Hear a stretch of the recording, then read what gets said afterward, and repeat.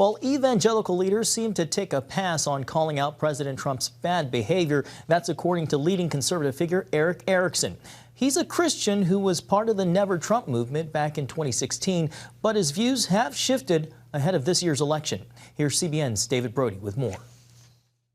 What is your sense of trying to reconcile evangelicals and Trump? What's been the metamorphosis for you? If not a metamorphosis, what's been the path of some of your thoughts on all of this? So, I've never had a problem with evangelicals supporting the president because I got it. When your choice is Hillary Clinton or Donald Trump, I Right. said you could sit it out.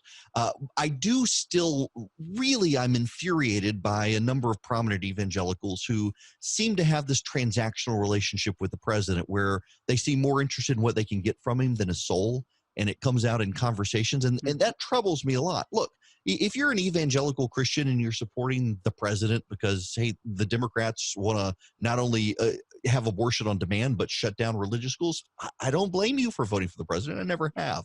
But if you're an evangelical saying, oh, I know this guy's soul and he's a great Christian, and I really do think that evangelicals need to worry about the president's soul more than they sometimes convey that they do. It's not just a transaction. It needs to be a lifetime relationship. So it's really more with leadership within evangelical community, not as much the kind of average Joe evangelical. Yeah, I can't blame anyone for looking at Donald Trump and a Democrat and saying, hey, he may not be one of us, but he's not out to get us. I kind of feel that way myself.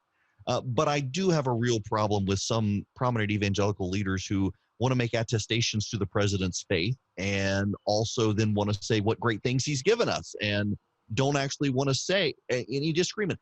I have a hard time, and I've always had a hard time, with Republicans and Democrats, conservatives and progressives, who aren't willing to be critical of their own side.